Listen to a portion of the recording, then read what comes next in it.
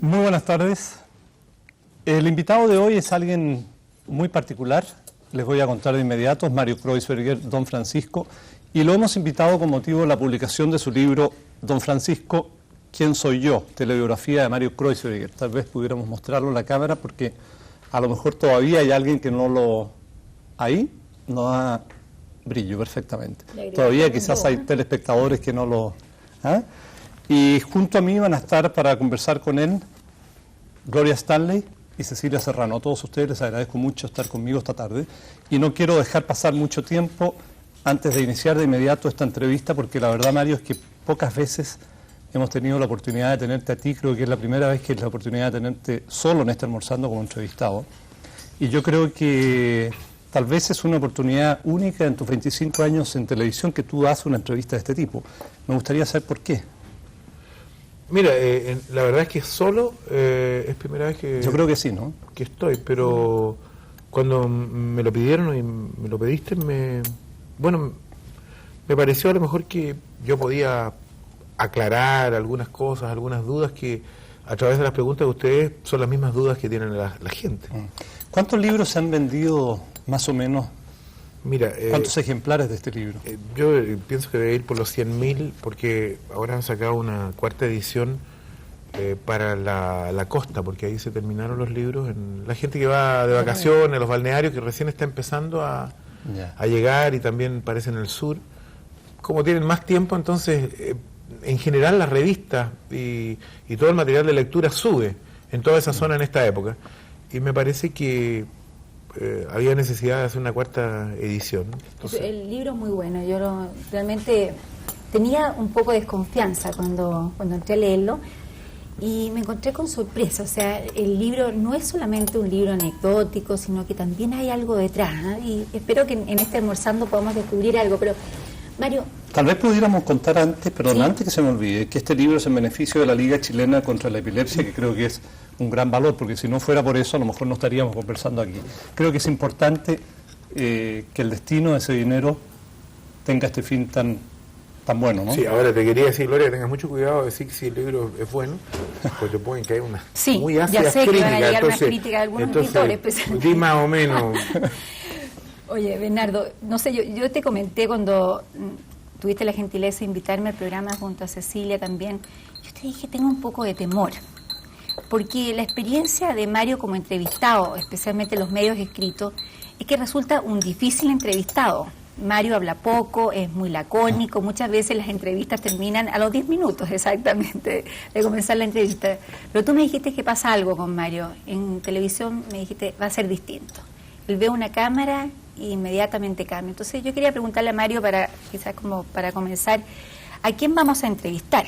¿A Mario Kreuzberger, a Don Francisco, al hombre creador de las ideas, al hombre tímido que es el centro de las vidas sociales, o a ese animador que es un monstruo? ¿Aquí por lo feo? No, por los monstruos, es gigantesco.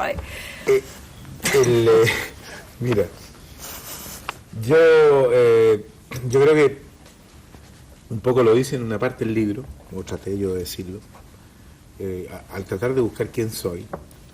Hay una lucha entre Don Francisco y Mario Kreuzberger, que en el fondo somos lo mismo, pero en realidad somos tan distintos. Mi personalidad fuera de las pantallas es totalmente distinta a la de la pantalla, y no es porque yo lo haga así en un lugar o lo haga así en el otro lugar. Me resulta completamente natural. Y me pasan cosas curiosas. Por ejemplo, yo en el día de ayer o anteayer yo tenía una jaqueca fuertísima, muy fuerte. Y prácticamente no podía mirar. Y cada vez que entraba al estudio, se me quitaba prácticamente. Yo grababa sin jaqueca, y cuando apagaban la luz y salía me volvía la jaqueca, pero era fuertísima. O sea, parece que hay como dos personalidades en mí que yo no manejo, o que no las manejo conscientemente, sino que al entrar al estudio, al estar en contacto con gente, con público, yo cambio. También cambio cuando soy entrevistado, porque ahí hay como una mezcla. Yo sé que estoy en televisión, que tengo que hablar quizás un poco más claro, que tengo que evitar algunos garabatos que normalmente digo cuando converso con los amigos. Y por otro lado, existe esta actitud un poco introvertida que yo realmente tengo y que no pongo, sino que me siento un poco desvalido frente a a personas que me preguntan sobre cosas que a lo mejor involuntariamente yo trato de ocultar en mi personalidad. Mario, fíjate que a propósito de eso y tomando lo que decía la Gloria, a mí una de las cosas que me ha llamado la atención al verte aquí en el canal, en el casino, en las actividades diarias, es ese cambio que tú mismo señalabas. Yo la mayoría de las veces te veo callado, taciturno, como pensando en algo muy distinto, que es absolutamente distinto al Mario que aparece en pantalla, energético, vital, que está siempre dando una dosis de optimismo al público, siempre ve lo positivo. Y me quedaba pensando, ¿en qué piensa Mario? ¿Qué le pasará en estos momentos? Siempre trata de saber de los demás, pero ¿qué pasa con él? Bueno, es que a veces, en general, yo pienso cuestiones muy distintas, a tal punto que en esta oportunidad, cuando hablé sobre el libro con mi padre, y parece que esto de los genes hereditarios es algo, bueno, me imagino que ya está totalmente confirmado, pero que hay unas coincidencias tan grandes. Yo le contaba a mi padre que muchas veces estos sueños, estas fantasías, esta idea, yo no se las contaba a nadie, porque eran tan locas que yo mismo me avergonzaba de ellas. Y él me contó que era exactamente igual lo que le pasaba a él y que todavía le sigue pasando. O sea, tú me preguntas en qué pienso. Pienso en muchas cosas al mismo tiempo y en cosas tan distintas. Por ejemplo, cuando hoy día yo llegué a la sala de maquillaje, al principio no te vi, después te vi, empecé a pensar qué cosas te quedaban mejor a ti. Mientras hablábamos del libro, y entonces yo tengo una falla, yo me distraje. Y pensaba yo si ahí el pelo así le quedaba mejor. Yo encontraba que muy estirado no, porque entonces encontraba que la sonrisa no le quedaba tan bien como con el otro pelo. Vi que tenía bonitas piernas, que no me había fijado otra vez con el vestido. Ya me gusta qué es lo que yo pensaba. Entonces yo sé que anda con zapatos blancos. Todo esto es una cuestión involuntaria. Como que miro a la gente, la voy estudiando, sin darme cuenta. Y es ahí donde le embarro, porque me voy de lo que estábamos hablando del libro. Efectivamente. Oye, Mario, pero ese don Francisco que está pensando en todas esas cosas, la Cecilia, por ejemplo, y Mario Kreuzberg, ¿qué pasa con esas dos personalidades que están a veces chocando? O sea, tú dices que uno es una cosa y otro es otro. ¿Qué aporta uno al otro? ¿Qué es lo que no te gustaría, por ejemplo, como Mario Kreuzberg, que quisiera don Francisco? ¿Qué cosas te hubiera gustado que hiciera a lo mejor Mario Kreuzberg, que a lo mejor hizo don Francisco, que no hizo? ¿Quién domina a quién a la larga?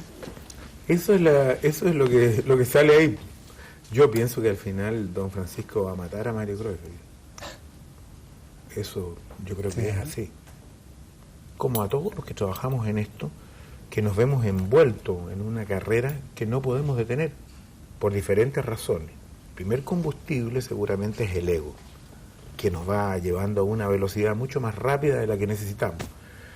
Pero Mario Kreuzberg tiene que pensar durante muchas horas al día para que don Francisco sea alegre, para que don Francisco sea chispeante, para que le resulten las cosas, para que diga cosas más o menos inteligentes a veces.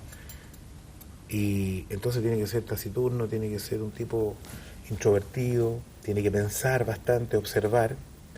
Mientras tanto, don Francisco es un tipo, digamos, no tiene ni un problema, actúa con absoluto desenfado, se acerca fácilmente a las mujeres, toca un poquitito. Don Francisco no hace eso. Mario Kreuzberg no hace eso. Y en la casa, Mario, no sería capaz. ¿Quién gana en la casa, Mario Kreuzberg o don Francisco? ¿Cómo te conocen tus hijos, por ejemplo? Es algo de lo que no hablas mucho en el libro y que a mí me llama la atención. Dos cosas. Una es una crítica que me hizo mi señora también. La primera, dándote una respuesta. Mi mujer, en la gran mayoría de la oportunidad, dice: ojalá tú fueras don Francisco en la casa. Si la gente supiera realmente como tú eres, nadie prendería el televisor. Me lo he dicho muchas veces. Porque soy muy apagado, muy taciturno, poco entretenido y poco comunicativo. Es lo que pasa con las entrevistas. O sea, el triunfo de don Francisco sería algo positivo en tu vida. O sea, a ti te gusta ser más comunicativo y claro, a lo mejor no puedes serlo. Yo pienso que por eso yo subí al escenario. Aquí de alguna manera sale expuesto en el libro que yo por diferentes razones yo tuve que luchar para, digamos, de alguna manera vencer esta timidez que me causaba un gran problema para vivir y un gran problema para desarrollarme como ser humano. Mario, pero en cierto sentido lo que tú estás diciendo es una cosa bien terrible, porque significa que a la larga el éxito en este campo, por ejemplo las comunicaciones, te lleva a ser dominado. O sea, a la larga tú reconoces que tu personaje te va a dominar y te va a vencer. Claro. Y que tú como persona vas a pasar a ser sometido por las acciones que este personaje a lo largo de 25 o 30 años está haciendo y está siendo conocido ante la opinión pública. Entonces, la verdad es que uno se empieza a plantear todo este problema de la popularidad o de las comunicaciones, de la persona que aparece ante la pantalla y este dúo si que hay vale entre la el pena, público dices tú. y si vale la pena o no. Entonces, el resultado es el que a mí me interesa personalmente. ¿Es más feliz una persona que ha logrado este éxito, pero que ha sido dominado por su personaje? Yo creo, te voy a contestar a lo mejor indirectamente o no inmediatamente, pienso, y no me quiero comparar con los nombres que voy a dar, pero pienso que ese problema lo tienen todas las personas que viven del aplauso, o sea, del ego, porque eso es el aplauso. Entonces yo creo que Frank Sinatra está dominado también por su vida, porque él no tiene ninguna necesidad de ir a cantar a Brasil y que se le salga un gallo, pero él lo necesita. ¿Tú necesitas el aplauso? Yo no sé si necesito del aplauso, pero necesito del contacto con el público, necesito, y si no directamente del contacto con el público, yo necesito desarrollarme todos los días, yo necesito vencerme a mí mismo. Yo tengo un desafío conmigo mismo, y lo hago en el camino y en el recorrido que me he impuesto en estos últimos 25 años, porque a lo mejor si trabajara como originalmente era mi destino en confección y fuera un técnico de una industria, a lo mejor mi desafío diario sería hacer mejores trajes. Hoy día mi desafío diario es seguir saltando vallas y barreras. Yo creo que eso nos ocurre en alguna medida a todo el mundo. Mario, tú eres lo que los gringos llaman un workaholic, Sí. o sea, un alcohólico del trabajo. No sé cuántas horas duermes. 4, 5. 5, 5, cuando mucho. claro. Pero Claro. así ha sido siempre. Un alcohólico del trabajo, en todo caso, que trabaja 19 horas diarias. ¿No será que tú lo que pretendes es que no te pase lo que le ocurrió a tu padre algún día, de estar con una mano por delante y la otra por detrás? Yo creo que Inconscientemente tú lo que pretendes es eso. en ¿no? absoluto, porque jamás he trabajado por lo que me van a pagar, a pesar de que he tenido muchas veces discusiones por lo que me van a pagar, y trato de obtener la mayor rentabilidad por lo que voy a hacer, porque eso es parte del éxito, pero nunca porque he dedicado gran parte de mi tiempo a cosas que no me producen nada material. No creo, realmente no creo que ese sea en absoluto lo que me mueve, porque al contrario, yo tengo una visión de esto totalmente distinta. Yo creo que el éxito es efímero y sobre todo el éxito material. Todo lo que hoy día existe mañana puede que no exista. Eso no tiene ninguna importancia, y creo que de alguna manera en el libro digo que para el artista los billetes son galvanos, la casa propia es un diploma. El viaje con la familia a algún lugar es el reconocimiento a una labor. Quizás lo evalúa de una forma distinta a como evalúa una persona que tiene un negocio donde está en la caja todo el día recibiendo los billetes. Mario, pero has sido feliz. O sea, yo creo que quizás quedó sin respuesta un poco la pregunta que te hice antes. Y yo creo que mucha gente lo piensa al mirarte, al verte, en esta cosa un poco compulsiva de ir a Estados Unidos cuando ya se tiene todo el éxito acá, abrirse un mercado totalmente distinto, donde la gente no te conoce, de alguna manera lo has logrado, pero todas esas son tareas que uno dice, ¿y para qué? ¿Esa persona logra ser feliz en su vida? Ahí hay una respuesta difícil de dar. Yo creo que habría que utilizar la frase de Cervantes: ladran Sancho de señal que cabalgamos. Y en ese sentido es que yo vivo todos los días así, digamos, tratando de hacer algo nuevo en mi vida, tratando de buscar un nuevo desafío, porque eso me hace vibrar y vivir. Ahora, si eso me hace completamente feliz, no lo sé. Yo creo que uno, a lo mejor, de los defectos de mi vida es no haber encontrado un justo y buen equilibrio entre los desafíos y entre otras partes de mi vida, como mi familia, la distracción, el descanso. Quizás, bueno, tú lo dijiste, yo soy un workaholic, y si existiera esa enfermedad yo estaría catalogado dentro, o a lo mejor existe, pero si alguien me hiciera un test al respecto, yo pienso que lo soy, y si lo soy es un defecto, no es una virtud.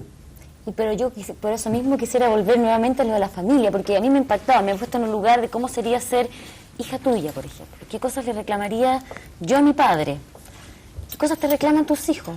¿Cómo es un día con ellos? Pienso que si tú fueras hija mía sería un tremendo problema. Yo quisiera insistir con la pregunta, Mario.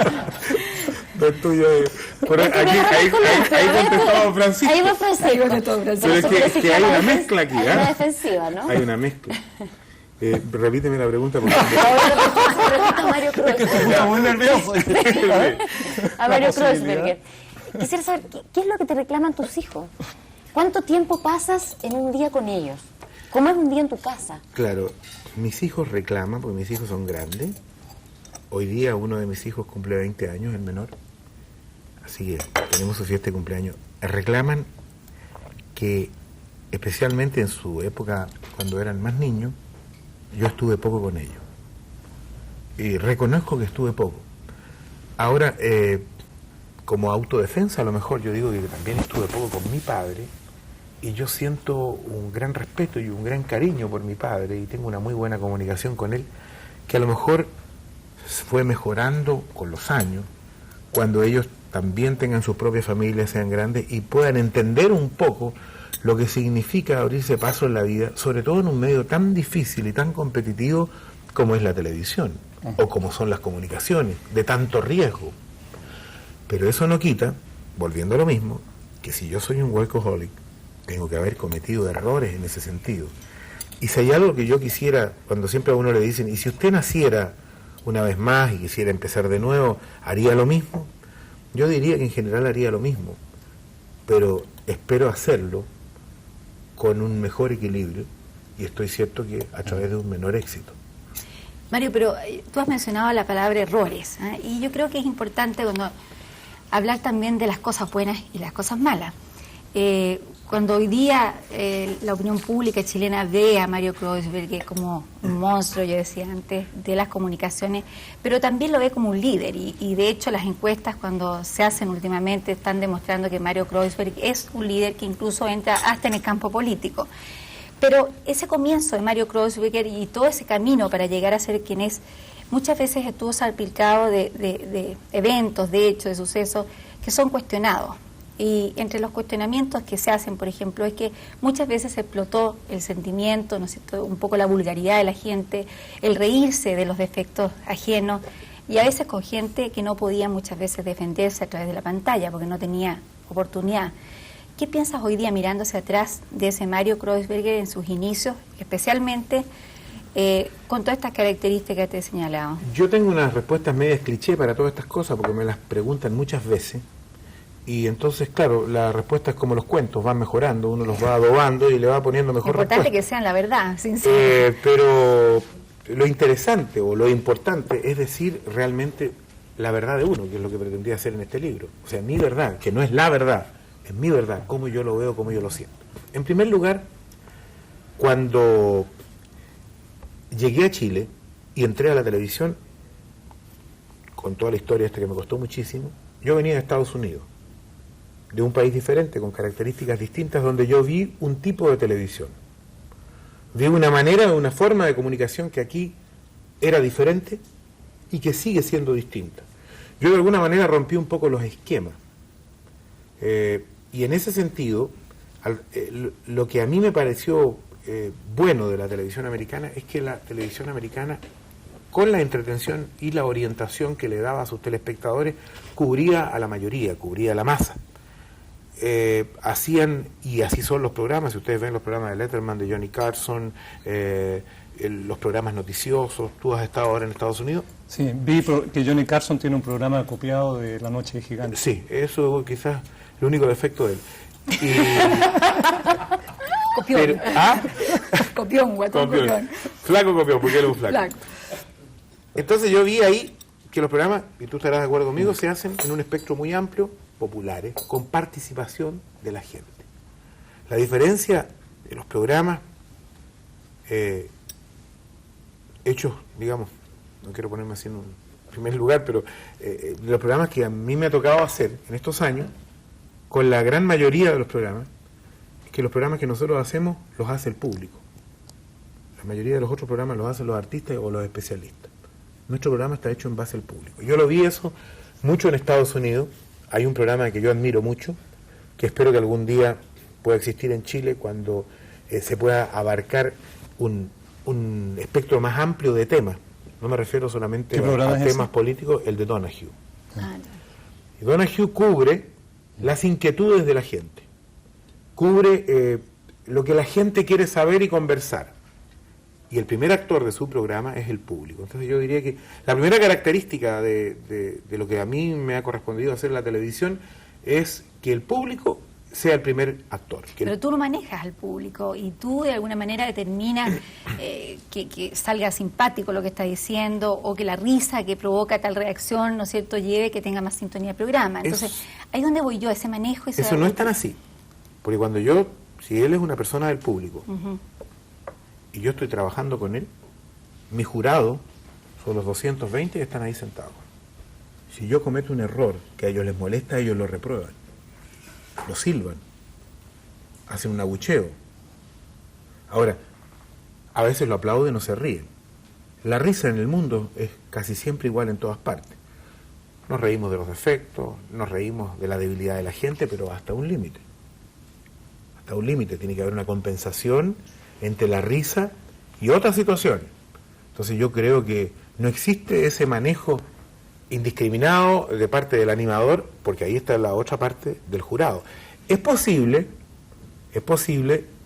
que con la experiencia del animador y con los giros que vaya haciendo en la voz, en las cosas que va a ir diciendo, pueda ir convenciendo con respecto a las actitudes que está tomando. Pero tiene que convencer a los 220 que están ahí sentados, que representan a los miles que están viendo la televisión, así lo veo yo. Mario, pero respecto a eso mismo pasa que, por ejemplo, profesionales que de repente quieren asistir al programa y más específicamente a Noche de Gigantes, muchas veces se sienten coartados de querer asistir. ¿Tú? No me he invitado nunca. No, Mario. si le invitaba me dijiste que no querías ir. Tú sabes que vamos a tener que conversarlo después. La verdad hay que decirlo así. Pero resulta que la persona se siente coartada de ir porque en el minuto que va a empezar a explicar lo que quiere señalar, tú lo cortas.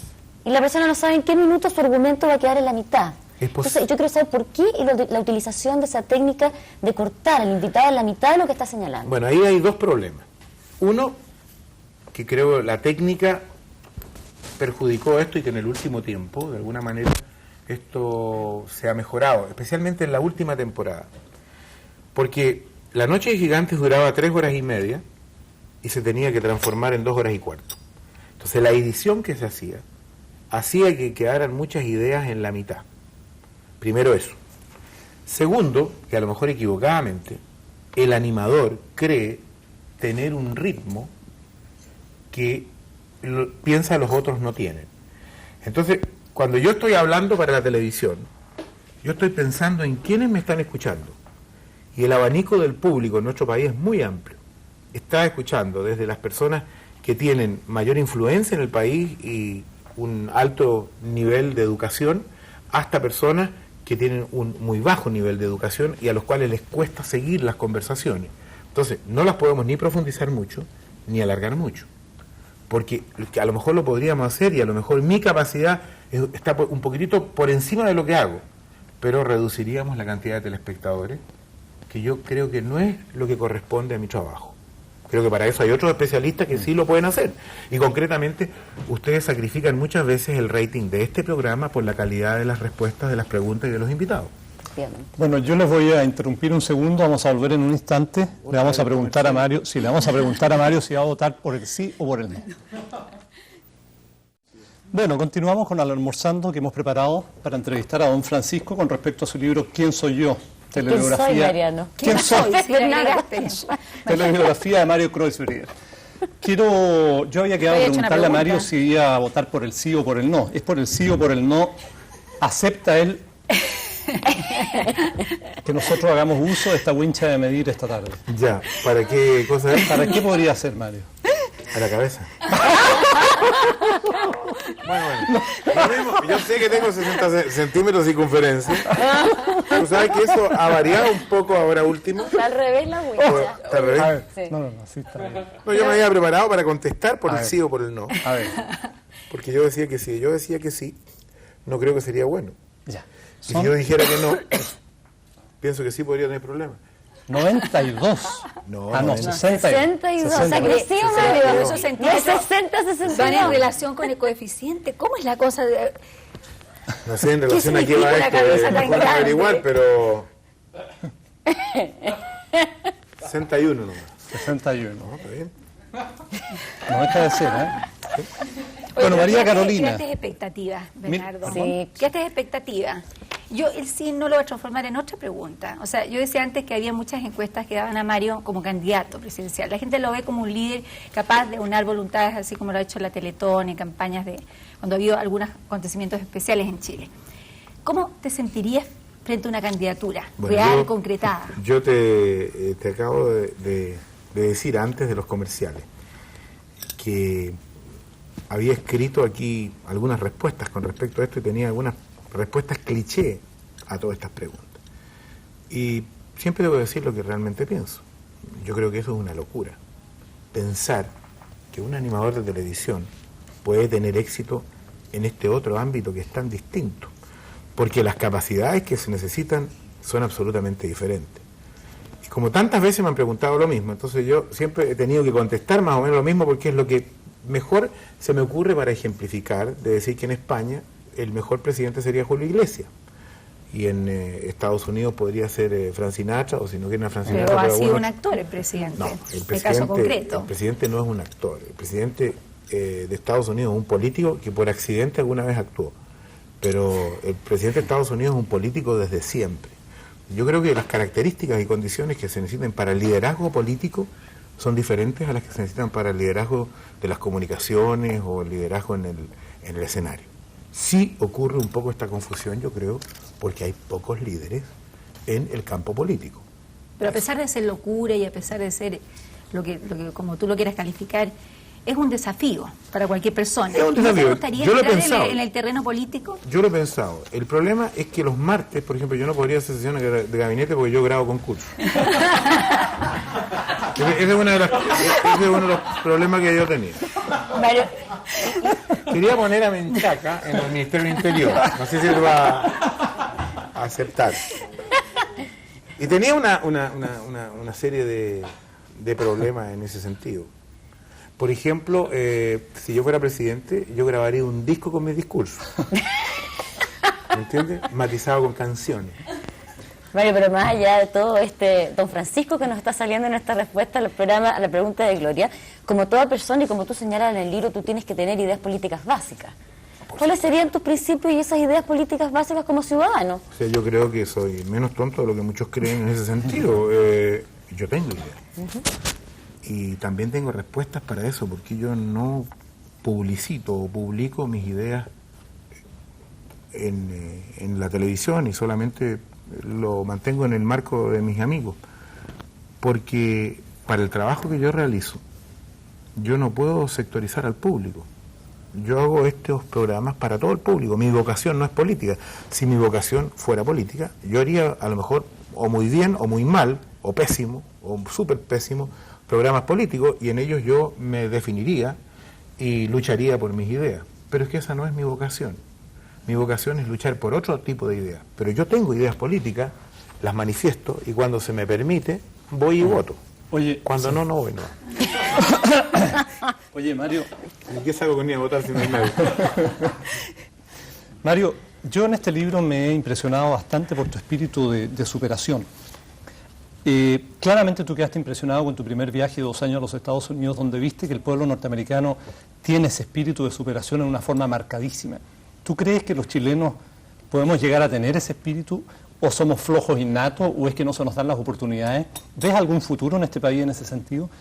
¿O puedes contar la diferencia con los Estados Unidos? Yo creo que aquí hay dos cosas que te debo decir, pues siempre digo la verdad. Pienso que los Estados Unidos en este momento, desde los años en que yo estuve ahora, viven una crisis.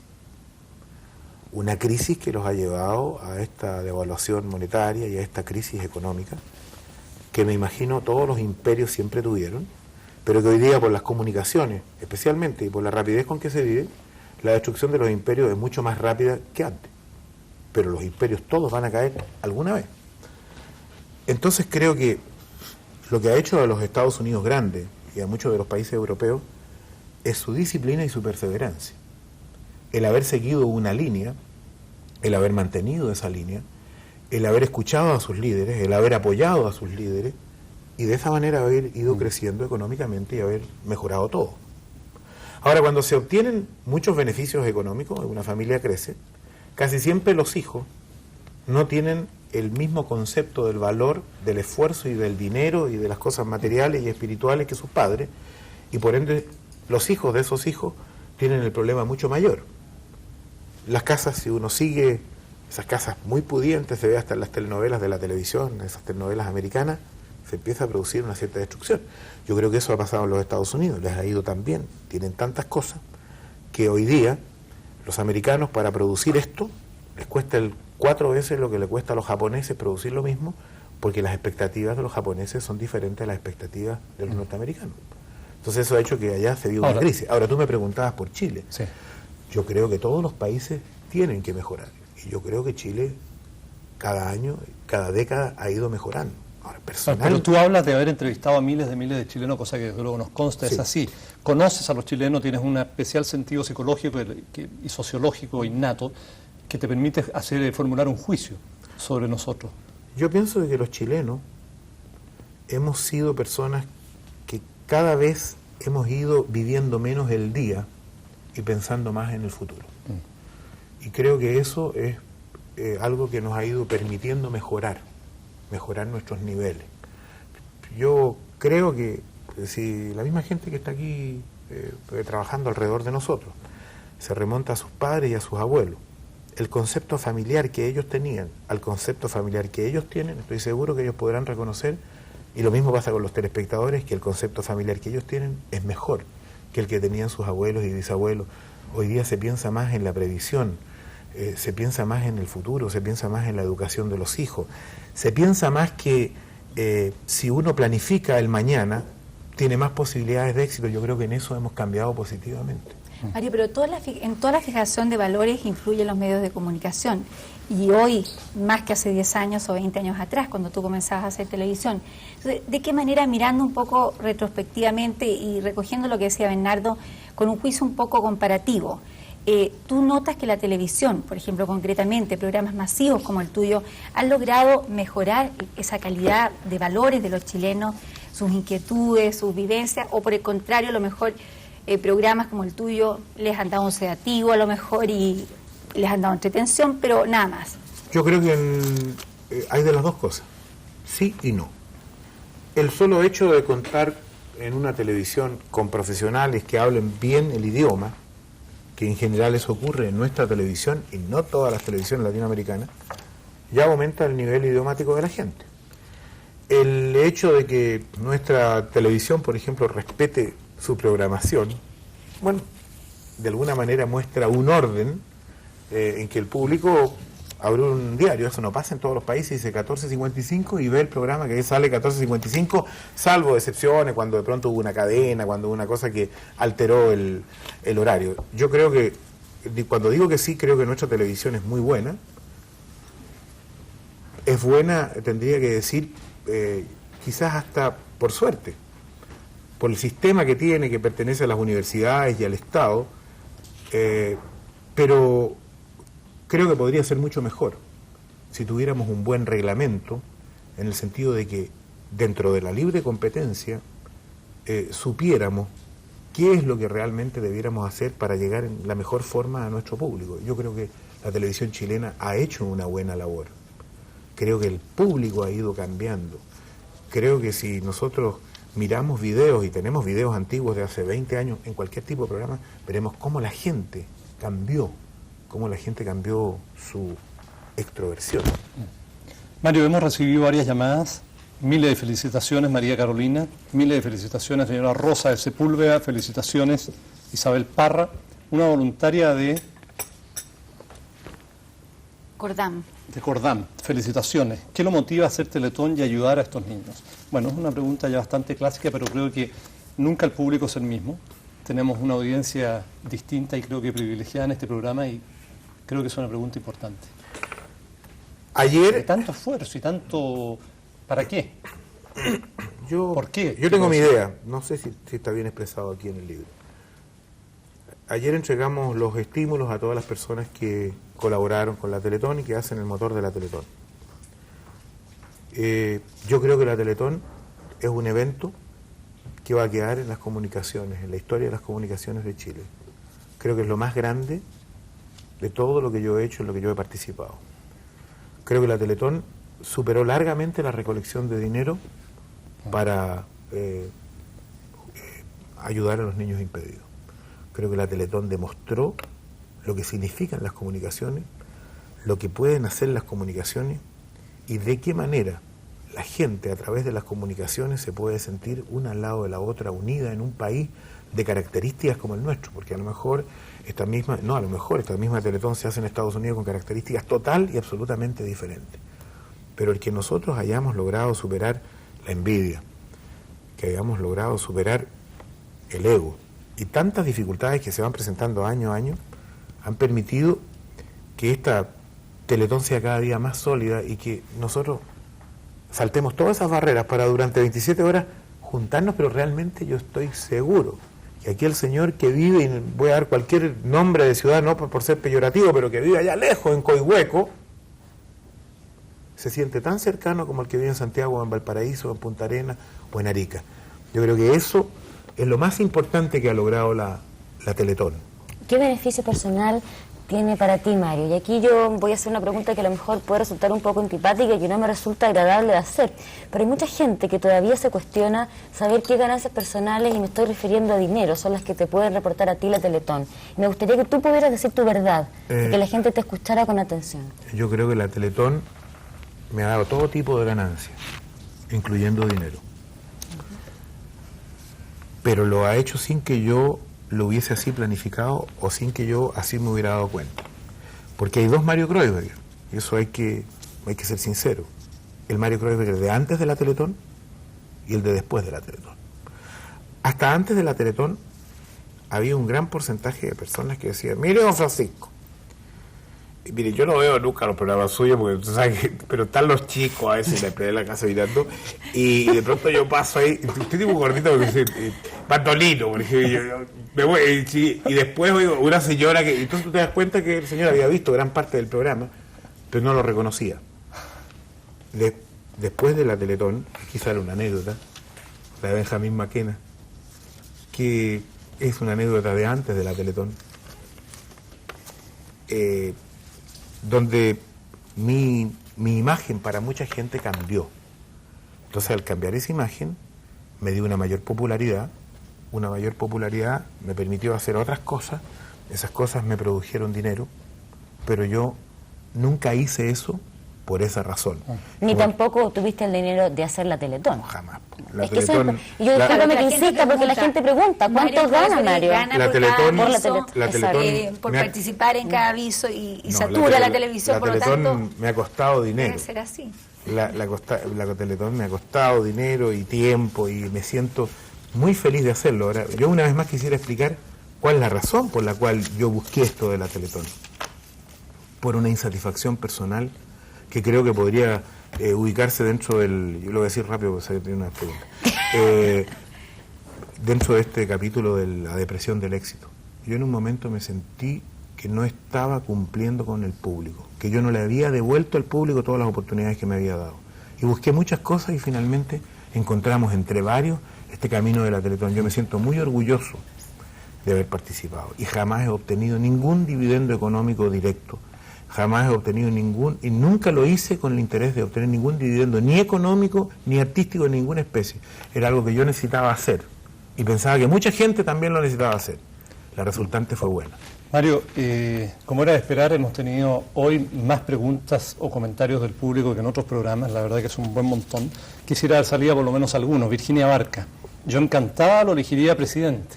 Miles de felicitaciones.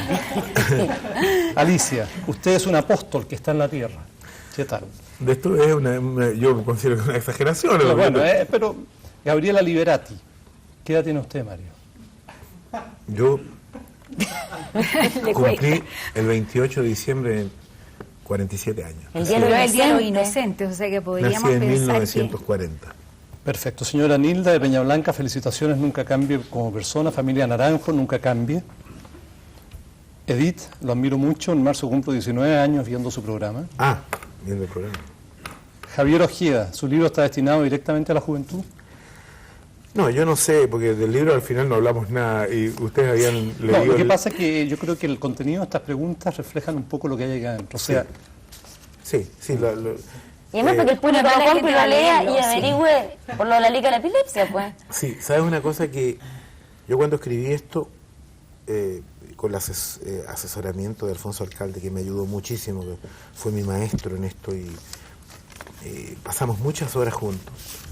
No tenía bien claro qué es lo que debía hacer y cómo lo debía hacer. Esta es la resultante de casi un año de trabajo, de reunirme, de conversar, de tratar de extraer de mí mismo momentos olvidados, momentos gratos, momentos ingratos. ¿Por qué lo escribí? Pienso yo, a lo mejor no es así. No es por un ego personal. Yo creo que he tenido una oportunidad que poca gente ha tenido en este país. Visitar 146 países. No tengo un nivel literario y no lo he pretendido nunca, no soy un escritor, pero creo que el valor testimonial de muchas de las entrevistas que hice, de muchas de las personas que conocí, de muchas de las anécdotas que me ocurrieron y de muchas de las vivencias y de algunas opiniones que yo tengo, de alguna manera pudieran ser compartidas por mí con otras personas. Ese es el único interés de esto, y además de ayudar a la Liga Chilena contra la Epilepsia. Yo me siento feliz de haberlo escrito, por encima de las críticas, que las respeto, pero me siento feliz de haberlo escrito.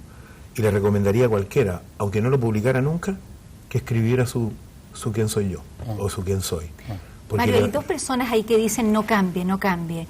¿Cómo se puede no cambiar cuando se alcanza un grado de popularidad, cuando se va, por ejemplo, a Miami y se es reconocido por toda la gente, o se sale al centro, como lo decías tú antes de entrar aquí al estudio, y en un día antes de Pascua prácticamente se atocha el tráfico? ¿Cómo mantenerse en ese justo equilibrio de modestia, que yo creo que es la base de crecimiento de una persona? No cambiar es imposible. Se cambia todos los días. Hay hasta un chiste, bueno, me lo voy a reservar, pero el chiste de alguna manera grafica lo que significa este cambio en la vida del individuo. De pronto el tren nos va dejando un poco atrás para lo que quisiéramos hacer. No significa que 47 años sea un anciano, ni 57, ni 67, ni 87. Depende. Pero siempre se va cambiando. Yo creo que soy un hombre totalmente distinto a como yo era cuando tenía 22 años, o cuando tenía 25 años. Y siempre uno escucha lo mismo. Me gustaría tener 25 años con la experiencia de hoy día, cosa que es imposible. Pero ¿quién te dice que eres un ser común y corriente todos los días? En tu casa, por ejemplo, tu mujer, o tú mismo te lo dices. Yo me siento un ser común y corriente, absolutamente común y corriente. Yo no me siento especial en nada. Al contrario, tengo una vida rutinaria como todos. Podría conversar con cualquiera de los que está viendo la televisión. Tengo la misma vida rutinaria. Me levanto temprano en la mañana, hago un poco de deporte porque no lo puedo hacer en la tarde. Llego aquí a la televisión, me maquillan, empiezo a grabar, almuerzo en el casino con Luchito Mario, después vuelvo a grabar en la tarde, me reúno con los periodistas, me voy a mi casa, vuelvo a la mañana siguiente, trabajo de lunes a sábado y el domingo descanso. ¿Y cómo piensas tú que va a seguir esto hacia el futuro? Yo miraba viendo el libro, ¿cómo señalabas tú lo difícil que te resultaba imaginarte fuera de este negocio y de este estímulo que hacía en tu vida la televisión? Pero ¿cómo te proyectas hacia adelante, hacia el futuro? ¿Piensas seguir trabajando la misma cantidad de horas? ¿Te gustaría llegar como Sinatra, casi sin voz, o como Cassius Clay, claro, peleando cuando se gallito. debe pelear? Voy a llegar como Sinatra, como Cassius Clay, como todos nosotros, y como todos ustedes van a llegar. O sea, no vamos a saber retirarnos a tiempo, como Nadie. dice el buen dicho. Nadie, porque retirarse es morir, y nadie se quiere morir, todos queremos vivir. Conozco muy pocos casos de gente que sabe retirarse a tiempo, porque ¿quién dice cuándo es a tiempo? ¿A tiempo para quién? ¿Para los demás? ¿Para ti? Yo pienso que a Frank Sinatra le gusta cantar hoy día tanto como le gustaba hace 40 años atrás. Entonces a lo mejor a la gente le gusta menos, pero es el problema de la gente, no es el problema de él. A él le sigue gustando igual. Entonces, ¿cuándo retirarse a tiempo? Es una respuesta que yo no sé quién la puede dar. Aquí he llevado el 60% de mi vida, 25 años, en este canal que hoy día es elegante, con aire acondicionado, donde estamos transmitiendo. Yo recuerdo cómo eran los primeros estudios, cómo era todo esto, y yo me siento integrado a esta vida. Yo sé que Algún día, y hace poco tiempo estuve a punto quizás de no estar en el canal, y afortunadamente pude encontrar la solución para quedarme aquí, porque esta es parte de mi vida, es parte de mi casa. ¿Y cuándo me voy a ir? ¿Cuándo voy a fracasar? Algún día. Para ese día tengo que estar preparado, pero no lo voy a estar, porque no lo está nadie. Pero has pensado en el fracaso, o sea, está dentro de las posibilidades. O sea, los animadores de televisión, los que trabajamos en esto, yo pienso que ustedes también, somos gente que salimos todos los días al ruedo. Hoy día estamos aquí en el ruedo. El toro no se ve, pero está. Y si nos descuidamos, nos puede dar una cornea mortal. Mario, ¿tú le tienes miedo a las cámaras? ¿Después de 25 años o se lo has perdido por completo? No, miedo a las cámaras ninguno. El primer programa fue una cosa terrible. Yo esto lo veía como un monstruo, como me ves tú a mí ahora. yo lo veía eso hace 25 años como un verdadero monstruo. Hoy día me es tan natural que a tal punto, por si alguna persona alguna vez me ve en un restaurante, yo cuando me limpio la boca en los restaurantes, sin darme cuenta, yo me la limpio así. Como ustedes. Como las mujeres. Pues yo estoy siempre maquillado. Y cuando estoy en los restaurantes también. Y me han pasado anécdotas buenas, como los sábados en la noche me voy a Miami, en el avión me pasaron todas anécdotas buenas. Una, que yo lo dejé grabado los últimos 45 minutos porque el avión salía antes. Cuando me subí, al lado mío había un gringo que se había tomado varios martinis, y en el avión estaban dando la televisión, y estaba el programa, y estaba yo. Y yo estaba igual vestido como en la televisión. Y el gringo medio curado me miraba y miraba la televisión y no podía. Le decía, ¿cómo estoy tan borracho que veo al tipo aquí al lado igual que en la televisión? Esa fue una anécdota que pasó. Y la otra que me pasa siempre es que cuando pasa la señorita con la toalla, en Chile nos atienden muy bien, con el sauna ese, que le llaman sauna, entonces yo me lo paso por la cara y el mío queda completamente café, porque va con todo el maquillaje. Y el gallo que está al lado, que siempre, ahí donde voy sentado, no van pocos chilenos, cuando es un extranjero, se extraña de ver que yo tenga la cara llena de maquillaje. Dice, pero ¿qué clase de individuo es este con todas las enfermedades que hay ahora? Oye, Mario, y Sí, yo creo que... me quedo con la pregunta guardadita. Vamos a dejar mejor. tu pregunta para el día lunes. Perfecto. ¿Ah? Te la hago en el casino. Lo invitas de nuevo, entonces. Mario, 1.000.000 de gracias por estar con nosotros. ¿Ah? Muchas Personalmente, creo que muchas de las críticas literarias de este libro pueden ser verdad, pero yo lo encontré fascinante. Todos los que admiran a Mario Kreuzberger, por lo tanto tal vez un 80-90% de la población chilena o más, creo que debería comprarlo porque ayuda a la Liga contra la Epilepsia y de paso se va a entretener muchísimo y te va a conocer mejor. Y hay una cuarta edición que va ahora a las playas. Bueno, gracias también Cecilia reducido. y Gloria. Gracias. Los quiero invitar para el próximo día lunes, debería hacer esta invitación Cecilia. Programa con Cecilia, la oferta y la demanda de las profesiones, invitado Erika Himmler, vicerrectora académica de la Universidad Católica, Hernán Larraín, abogado y docente de esta universidad, Rafael Fernández, jefe de gabinete del ministro de Educación, y Raúl Espinosa, director de docencia de la Facultad de Física de la Universidad Católica. Gracias por estar con nosotros esta tarde, ya hasta pronto.